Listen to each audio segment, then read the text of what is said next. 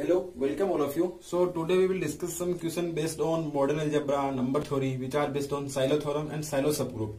ऐसा question DU के entrance exam में हर बार पूछा जाता है, तो हम इस प्रकार क्वेश्चन को कैसे सोल्व करते हैं ये देखेंगे। और ऐसा क्वेश्चन डीयू के जितने भी एंट्रेंस एग्जाम होगा, मैथ्स का, पीएचडी का, जो भी है, उसमें ऐसा क्वेश्चन हमेशा पूछा गया है। और डीयू के जो एमएससी बेस्ड एंट्रेंस एग्जाम उसमें तो ऐसा क्वेश्चन हर बार आता है, तो ऐसे क्वेश्चन को हमको मिस नहीं करना है। इसको बड़े सिंपली में आसानी से सोल्व करना है।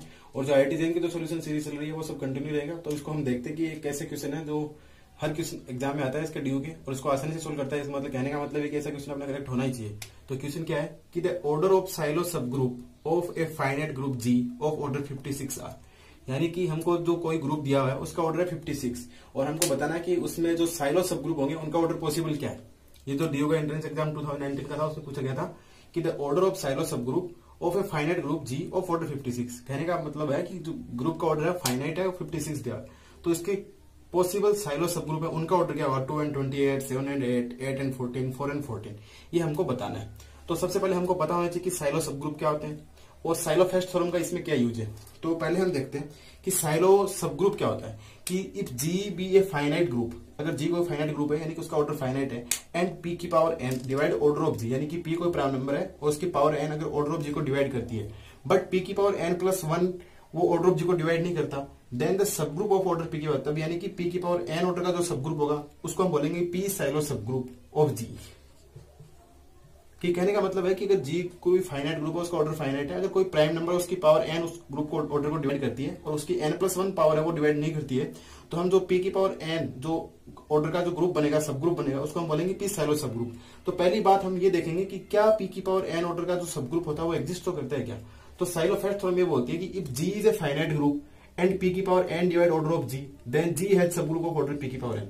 यानी कि जो हम यहाँ पे बोल रहे हैं कि पी की पावर एन ऑर्डर का सब ग्रुप होगा उसका एग्जिस्टेंस साइलोफेस्ट थ्योरम जाता है। साइलोफेस्ट थ्योरम ये बोलती है कि अगर जी कोई फाइनाइट ग्रुप है और पी की पावर एन प्राइम नंबर की पावर एन अगर ऑर्डर ऑफ जी को डिवाइड कर दिए, तो जी के पास डेफिनेटली पी की पावर एन ऑर्डर का एक सब ग्रुप होगा। और साइलो सब ग्रुप का मतलब होता है कि अगर पी की पावर एन डिवाइड करता है पर पी की पावर एन प्लस 1 डिवाइड नहीं करे, तो पी की पावर एन ऑर्डर का जो सब ग्रुप है उसको हम पी साइलो सब ग्रुप बोलते हैं। ये दो स्टेटमेंट है जो कि बहुत इंपॉर्टेंट है। Silo first theorem, silo second theorem और साइलो थर्ड थ्योरम, ये तीनों थ्योरम है वो हम क्वेश्चन के माध्यम से समझेंगे। किसी न किसी ईयर में फर्स्ट थ्योरम पे आ जाता है, किसी में सेकंड पे, किसी में थर्ड बेस पे, किसी न किसी एंट्रेंस एग्जाम में तो जरूर पूछा जाता है। तो यहाँ पे हम साइलो फर्स्ट थ्योरम और साइलो सब ग्रुप का यूज करते देखते हैं। जैसे ग्रुप का ऑर्डर अपने को 56 दिया हुआ है, तो अपन 56 को कैसे लिख सकते हैं। 56 को मतलब 2 into 2 into 2 into 7, 2 4 8 और 8 7 56, तो इसको 56 को हम ऐसे लिख सकते हैं। अब अगर हम यहाँ पे देखेंगे तो इसको 2 की पावर 3, 7 की पावर 1 भी लिख सकते हैं। अब देखें तो 56 ग्रुप का ऑर्डर है तो 2 की पावर 3, तो 2 की पावर 3 है वो 56 को डिवाइड करती है, पर 2 की पावर 4, 2 की पावर 4 हो जाएगा 16, तो 16 56 को डिवाइड नहीं करता।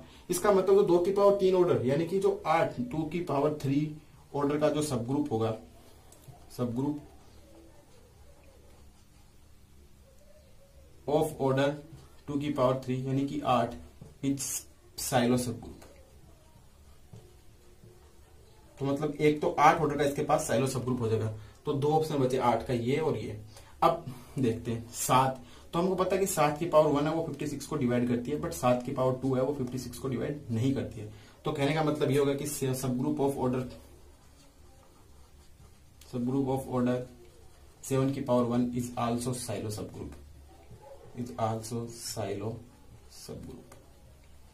तो कहने का मतलब कि ये भी इसका साइलो सब। तो जो ऑर्डर 8 का यानी 2 की पावर 3 एंड 7, ये जो 8 और 7 ऑर्डर के जो सब ग्रुप बनेंगे वो इसके क्या होंगे, साइलो सब ग्रुप होंगे।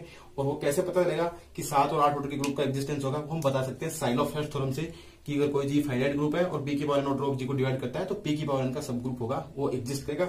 और पी साइलो सब ग्रुप बोलने का मतलब ये है कि पी की पावर एन तो डिवाइड करे पर पी की पावर एन प्लस 1 नहीं करे। तो यहाँ पे 2 की पावर 3 तो कर रही है, पर 2 की पावर जो 4 है, सॉरी 2 की पावर 3 प्लस 1 यहाँ पे 4 आएगा, तो 4 डिवाइड नहीं कर रही है।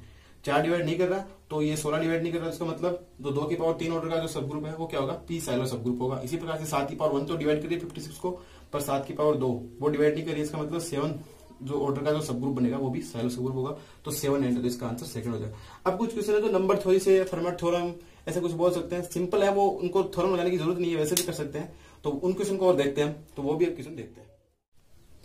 सो अब हम ये नेक्स्ट क्वेश्चन देखते हैं जो कि बहुत ही सिंपल सा क्वेश्चन है कि द रिमाइंडर व्हेन 5 की पावर 2019 इज डिवाइडेड बाय 11, कि 5 की पावर 2019 को 11 से डिवाइड करने पे क्या रिमाइंडर शेष रहेगा। तो वो हमको बताना है कि कितना शेषफल बचेगा जब 5 की पावर 2019 को 11 से डिवाइड करेंगे। तो इसको हम डायरेक्ट वैसे भी देख सकते हैं कि नंबर थ्योरी के रूल से, और हम इसको फर्मेट थ्योरम से भी देख सकते हैं और डायरेक्टली, तो दोनों से सोल्व करेंगे हम इसको। कि फर्मेट थ्योरम क्या बोलती है, पी इज प्राइम नंबर, कोई फर्मेट थ्योरम का स्टेटमेंट है कि P is prime number and P does not divide A, then A की power P minus 1 congruent 1 modulo P. पहली बात तो ये कि ए कॉन्ग्रुएंट बी मोड का एन का मतलब क्या होता है। इसका मतलब ये होता है कि ए माइनस बी डिवाइड्स एन। ए कॉन्ग्रुएंट बी मोडुलो एन, इसको हम बोलते हैं कि ए माइनस बी डिवाइड करता है एन को। और इससे कुछ रिजल्ट होते हैं कि अगर ए इक्वल्स टू इसको A equals to B modulo N भी बोल देते हैं कई बार, A equivalent to B modulo N, और A congruent B modulo N अगर ये ऐसा है और C congruent D modulo N है अगर ऐसा है, तो हम इसको ऐसे भी लिख सकते हैं कि A into C equals to B into D modulo N. इसको हम ऐसा भी बोल सकते हैं, ए इंटू, यहाँ पे इंटू का साइन है, ए इंटू, यानी ये इधर के इधर मल्टीप्लाई होते हैं, इधर के इधर, और मोडुलो एन रह जाता है। तो ये भी इसका होता है। अब हम इसको P is prime number, P does not divides A, then A की power P minus 1 equal to 1 mod P. तो यहाँ पे ए की वैल्यू हम ए की पावर पी माइनस, तो ऑब्वियसली बात है ए 5 होगा और तो पी का वैल्यू 11 है, तो यहाँ पे ए इक्वल्स टू 5 है, पी की वैल्यू 11 है, तो हमें पता है कि 11 है वो 5 को डिवाइड नहीं करता है। तो अब इसको हम इस रिजल्ट ऐसे लिख लेंगे, 5 की power 11 minus 1 equal congruent 1 mod P, P की वैल्यू 11, तो ये बन जाएगा 5 to the power 10 congruent 1 mod 11। But अपने को तो पूछा है कि 5 टू द पावर 2019। अब हमको पता है कि 10 इसको डिवाइड करता है, तो 10 इसको अपन इसको ऐसे लिख सकते हैं 2010 प्लस 9, ऐसे भी लिख सकते हैं। 2010 को हम लिख सकते हैं 10 इंटू 20, सॉरी 201 इंटू 10, इसको ऐसे भी लिख सकते हैं। और हमें पता है कि पावर मल्टीप्लाई होती है, तो हम 5 टू द पावर 2019 को कुछ इस प्रकार से लिख देंगे, 5 to the power 10 to the power 201 into 5 to the power 9। अब हमें पता है कि 5 to the power 10 equal to 1 mod 11 है, तो 5 to the power 10 equals to 1 mod 11 है। अब हम दोनों तरफ अगर पावर लगाएं, यहाँ पे 201 तो इधर भी 201, क्यों कि अगर A congruent 1 A congruent B modulo N, C congruent D modulo N, तो ये A into C B into D बन जाएगा। तो यानी कि अगर मैं 5 की पावर 10 इक्वल्स टू 1 मोड 11 ऐसे लिखता जाऊं, तो हर बार वो 5 की पावर बढ़ती जाएगी, इधर 1 की पावर में कोई फर्क नहीं पड़ेगा। तो कहने का मतलब ये कि 5 की पावर 10 201, इसकी वैल्यू भी क्या आ जाएगी 1 मोड 11, तो ये आ गया 1 मोड 11, और इसकी वैल्यू 1 मोड 11 आ जाएगी। तो अपन इसको डायरेक्ट ऐसे लिख सकता हूँ 5 टू द पावर 10 1 मोड 11। तो कहने का मतलब ये ऐसा ही बन जाएगा, क्यों, क्योंकि 5 to the power 10 equal to 1 mod 11 है, तो 5 टू द पावर 10 ये पूरे की वैल्यू 1 मोड 11, तो उसको यहाँ पे लिखने की वैसे कोई जरूरत नहीं है, तो हम इसको ऐसा डायरेक्ट लिख सकते हैं। क्योंकि ये 5 टू द पावर 10 1 मोड में पावर लगाएंगे तो भी कोई फर्क नहीं पड़ेगा, तो ये 5 to the power 9 mod equal to ये आ गया। अब इतना तो हो गया। अब हम देखते हैं कि 5 की पावर 9 को, इसका मतलब क्या है, इसका मतलब है कि 5 टू द पावर 10,009 में से ये हटा देंगे तो ये 11 को डिवाइड करेगा, इसका मतलब ये है। अब 5 टू द पावर 9 को देखते हैं, 5 इंटू 5 इंटू 5 इंटू 5, अगर 4 बार लिखें तो ये हो जाता है 625। तो हम 5 की पावर 4 इक्वल्स टू कॉन्ग्रुएंट, इसको ऐसे लिख सकते हैं, अगर इसमें 11 से डिवाइड करें इसको तो कुछ आएगा 72, तो ये 9 बच जाएगा, 9 मोड 11। इसको मैं ऐसे लिख सकता हूँ कि 5 to the 4 equal to 9 mod 11, इसको ऐसे लिख देंगे। पर आपने को तो 5 टू द पावर 9 चाहिए, तो मैं इसको ऐसे लिख सकता हूँ ना 5 टू द पावर 9 को कि 5 टू द पावर 4 का स्क्वायर इंटू 5 मोड 11, ऐसा लिख सकते हैं। क्यों, क्योंकि 5 to the power 4 equal to क्या है 9 मोड 11, तो ये कुछ ऐसा आ जाएगा। तो इसकी जगह हम इसको ऐसा लिख सकते हैं 5 टू द पावर 4 इसको स्क्वायर इंटू 5 मोड 11।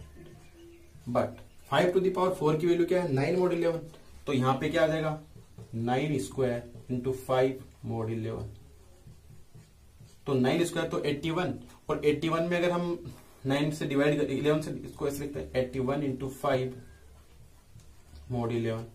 पर अगर 81 को 11 से डिवाइड करेंगे तो 4 बच जाएगा, तो 4 इंटू, तो ये 5 to the power 2019 equals to 11 को इसमें डिवाइड करेंगे तो 4 से इसमें बचेगा, तो इक्वल्स टू 4 इंटू 5 मोड 11, तो 4 इंटू 5 20 मोड 11।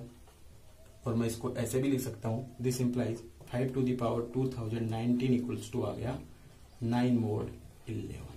कहने का मतलब कि 5 टू द पावर 2 था a minus A congruent b का मोड, मतलब a minus B divide n, तो मतलब 5 की पावर 2019 माइनस 9 है, वो 11 को डिवाइड करेगा, यानी कि माइनस 9 करने पे डिवाइड करेगा, इसका मतलब ये रिमाइंडर बच जाएगा।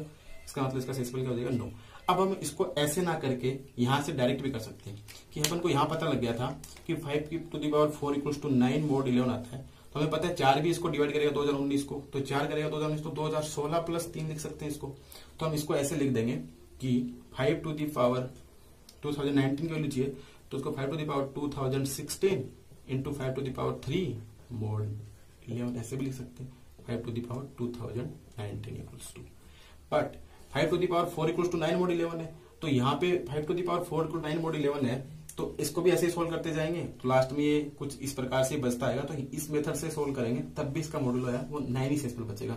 पर हमने इसको फर्मट थ्योरम का यूज करके ऐसे देख लिया कि a की power p minus 1 congruent 1 mod p हो जाता है, तो p डिवाइड नहीं करते हैं, को आप इसको डिस्कार्ड भी कर सकते हैं, ऐसे भी करेंगे तो टाइम लग जाएगा थोड़ा, क्योंकि फिर इसमें यहाँ पे 5 टू द पावर 9 आएगी, उसको भी सोल्व करना पड़ेगा, 9 आएगी, तो 9 यहाँ पे पावर अगर 4 के मल्टीपल में है ये 5 4 है, तो पर इसको अगर आप वापस से 504 है सॉरी, अगर वापस इसकी पावर 9 करोगे तो फिर और सोल्व करना पड़ेगा, इसलिए ये थोड़ा सिंपल रहेगा कि a इक्वल्स टू 5 है, p इक्वल्स टू 1 है, तो यहाँ पे 11 5 को डिवाइड नहीं करता है, तो हम फर्मट थ्योरम से बोल देंगे कि 8 to the power p minus 1 equal to 1 congruent 1 mod 11 और 5 to the power 10 equals to ये आ गया 1, और हमने इस रिजल्ट का यूज कर लिया कि अगर a इंटू सी बी, तो ये अलग अलग मल्टीप्लाई होते हैं। अब अगर आप 5 की पावर 10 की पावर 201 करें तो वो 2010 हो जाती है और 9 अलग रह जाती है, तो यहाँ पे भी 201 हो जाएगी इसकी। अब अलग अलग मल्टीप्लाई करते जाएंगे तो ये साइड इधर से मल्टीप्लाई होती जाएगी, इधर से मल्टीप्लाई होती जाएगी, तो कल मिला के बात ये कि इसकी जगह हम डायरेक्ट 1 mod 11 लिख सकते हैं, तो हमने इसकी जगह डायरेक्ट 1 mod 11 लिखेंगे, तो 1 का कोई मतलब नहीं है, 5 टू द पावर 9 mod 1 लिख दिया, और 5 की पावर 9 को हम 5 की पावर 4 और 2 और 5 लिख सकते हैं, तो ये टोटल 5 की पावर 9 होगी। और हमें पता है कि 5 की पावर 4 की वैल्यू होती है 9 mod 11, तो इसका स्क्वायर करेंगे तो 81 आ जाएगा, और 5 एज इट इज, तो mod 11 आ गया। अब 81 इसको मल्टीप्लाई पूरा करके 11 से डिवाइड करेंगे तब भी 9 से बचेगा, और 81 को अलग अलग कर, क्योंकि हमें पता है मल्टीप्लाई में डिवाइड करते तो अलग से कर दो या साथ में कर दो, एक ही बात होती है, तो यहाँ पे 4 शेष रहेगा और ये 5, तो 4 इंटू 5 तो 20 में फिर से 11 का डिवाइड करेंगे तो 9 शेष रह जाएगा। तो कहने का मतलब है इसको अगर 5 टू द पावर 2019 को 11 से डिवाइड करेंगे तो 9 रिमाइंडर बच जाएगा, तो इसका आंसर 9। तो ये सिंपल क्वेश्चन था, नंबर थ्योरी पे बेस्ड था। अब एक क्वेश्चन और है तो नंबर थ्योरी पे, उसको भी हम देखते हैं। सो अब हमें नेक्स्ट क्वेश्चन देखते हैं, कि बहुत ही सिंपल सा क्वेश्चन, इसमें कुछ करने की जरूरत नहीं है। अगर किसी को डेफिनेशन पता है कि A congruent B modulo N का मतलब क्या होता है तो वो इसको सोल्व कर सकता है, 12th क्लास का स्टूडेंट भी इसको सोल्व कर सकता है। ए कॉन्ग्रुएंट बी मॉडुलो एन का मतलब होता है कि a माइनस बी है वो n को डिवाइड करता है, तो हमने लास्ट क्वेश्चन में भी देखा, बस इसमें बस इतना सही यूज करना है। और हमने ये भी देखा था कि a congruent b modulo n है, इसको हम ऐसे भी बोल सकते हैं कि अगर a माइनस ए में अगर हम a माइनस बी में अगर n से डिवाइड करें, सॉरी n में अगर हम a माइनस बी से डिवाइड करें तो उसको डिवाइड कर देगा, a माइनस बी n को डिवाइड करेगा।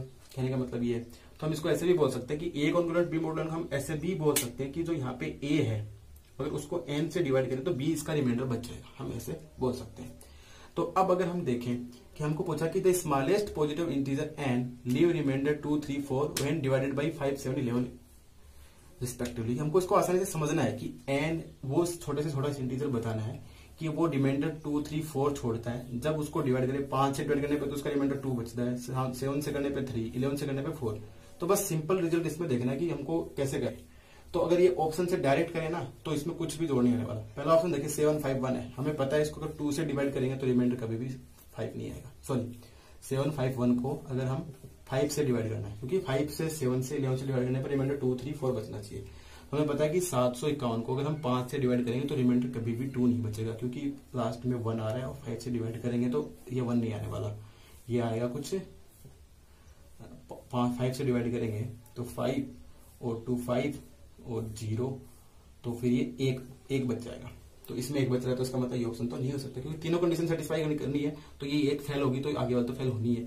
इसी प्रकार से 11 3 6 इसमें भी अगर 5 से डिवाइड करेंगे तो यहाँ पे भी कुछ ऐसा ही होने वाला है, यहाँ पे भी, तो यहाँ पे भी 1 रिमाइंडर बच रहा, तो इसका मतलब ये भी नहीं होगा। 176 करेंगे तो इसमें भी नहीं हो रहा, क्योंकि ये भी 5 से 1 अधिक है, इसमें भी 5 से अगर डिवाइड करें तो 2 6 आ जाएगा, यहाँ पे 3 5 25 वापस से 1, तो इसमें भी रिमाइंडर 1 बच रहा है। तो कहने का मतलब हमने सिर्फ एक से ही बता दिया कि ये तीनों ऑप्शन तो नहीं हो सकते, तो बचा ये।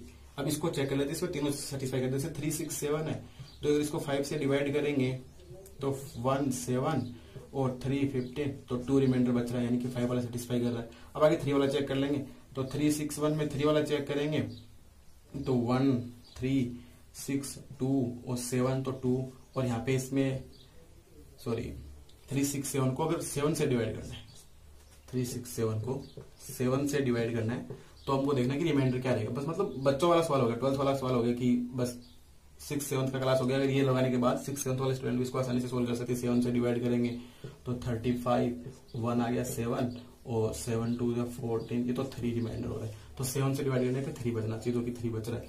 और 367 को 11 से डिवाइड करने पे 4 बचना चाहिए। 11 से करेंगे तो 33 आ गया, और यहाँ से 3 7 तो वापस से 3 33 तो 4 रिमाइंडर।